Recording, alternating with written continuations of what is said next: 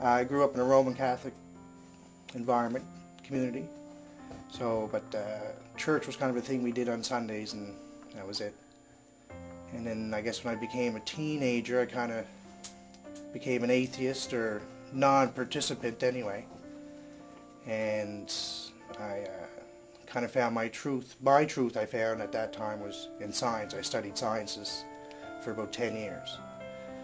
And I went to university, college, and I traveled a lot for work, and never really gave church or religion or Christ much thought. It was always in the background of my life. I was always interested in the teachings of Jesus, but I never actively spent any time reading or devoting any time to it. And then moved to the Truro area in '99, and eventually ended up in Masstown. And then that's where we met Tracy Jardine one morning, and she was with her kids, and she told us about the T-ball, and that's, I guess, how we ended up coming to the church here. When Rodney first started coming out to some church events, I think the first time I met him was at a T-ball, upward T-ball event that Jeff had put together. That would be like maybe a year and a half ago. I liked him right away, but he was like so super quiet, and as we did coffee a few times together, and then just tried to reach out to him and his family some. There seemed like there was a pretty big wall there that I couldn't get beyond. I spent about a year going to church here as an agnostic, and I guess I spent a lot of time fighting it. You know, I knew the obvious was in front of me when I came to this church, but I guess the old part of me just kept fighting it for about a year. Most people in an authority position or a leader I always looked at with skepticism and stuff like that, but with Steve it was completely something different. You know, the things he talked about were so relevant. It seemed like he was talking to me all the time. And so, that's, Steve really got to me, and it was someone that I knew I could listen to. Anyway, so we've eventually got to know Steve, and we met a few times, and we talked, and he's like he seemed to want a relationship. He seemed to want to go do coffee and talk and share. He seemed to really want that and liked it. But at the same time, I just felt like that I wasn't really getting to know the real Rodney, and I was getting little signs that all was not well at home, but it was like he wouldn't open up and really talk about that. I went through a separation, and prior to that, it was like this constant battle. And when I thought I'd find all my answers with signs and stuff, it just didn't work. And I knew in my heart what Steve was saying to me was the truth, and I just had to let go and trust Christ, and at that point I was pretty low, and I was at a point where I needed help. So I was just visiting with him. We would go and do a coffee run, or go back to his place or something like that, and we would just talk, and I would talk with him some about the Lord, and actually talked with him quite a bit about my own experience, shared my testimony with him of what God had done in my life. Steve had said he's going to come over Saturday, over to the house for a bit, and we'll talk. And that Saturday, I think I gave Rodney a call, and I told him I wanted to come and see him, and so I dropped by the house, and he was really low. He was just in despair because of the situation in his life, because he just found himself all alone, and it was really, I really felt for him. My heart just was breaking for him, because he was just hurting so bad, and but I knew that I wanted to share Christ with him.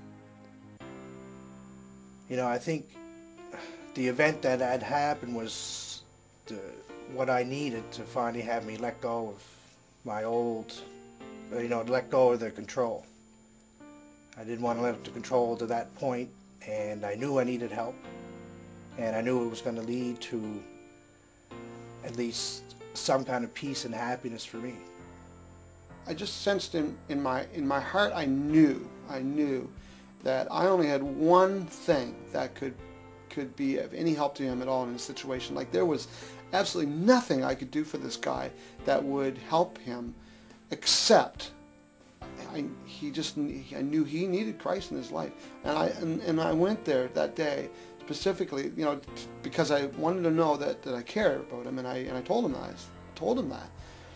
But the other thing I said is, Rodney, no matter what happens in the future, whether you and Linda get back together or whether you don't, either way, you need Christ in your life. You need Christ to be the person that you need to be and that he intended you to be. Regardless of what happens in the future, you need Christ in your life. I didn't picture being saved that day. Steve and I talked about it, and I remember we talked about it, if we prayed together. I said, well, Steve, wouldn't I be cheating? Because I'm kind of in a low point in my life. I'm just, looking for a quick fix or something here. And he assured me, no, you're not cheating. He said, this is where a lot of people come to Christ. Well, after he said that, that was the moment I was ready to give up the control. And before I left that day, I said, Rodney, there's two ways that that this could go. One is that I can just go now, because you don't need me. I can walk out that door, and you can just get down on your knees and say, Jesus, I need you in my life. Please forgive me for my sin. And I said, you don't need me for that. But I said the other option is we could pray right now. And he said, I want to pray right now. And so we did. And he prayed, and he asked Christ into his life. And it was fantastic. If you would have asked me a year ago or if you would have said to me, well, a year from now, Rodney, you're going to be praying and you're going to see things that you haven't seen before, I wouldn't have believed you. But I have had answered prayers, and I have a lot of methods now to help me make the walk in the way Christ wants us to walk. I talk to a lot of Christians that go to this church about our lives and just Christian ways of living and whatnot. To see the change in Rodney's life, to see the openness, to see that there's a softness there now, there's a willingness now that he has to share with people, and he has been talking with some of the other men about his relationship with the Lord, and he's going to a Bible study, and he's opening up, and he's sharing with people, and he's allowing people into his life, people that can help him, people that can encourage him, people that can say, you know what, I know what that's like, and because I experienced that in my life, and he's getting fellowship that he never got before, and friendship that he never had before. It's not easy when you know somebody's really in a dark place and their heart is breaking. The easy thing to do is to just stay clear of them, because when you go and to spend time with somebody that's in a situation like that, it's like you're entering into their pain. You've got to deal with their pain and their heartache. It's like kind of like going to somebody when they've just lost a loved one. It's hard to go. It's hard to do that. But I just knew that he didn't have anyone else that I knew of that would go to him at that point, in his lowest point, and someone who knew Christ and could offer him hope. I'm just so happy for him. I'm just so thrilled for him that God is just blessing him. And it's amazing.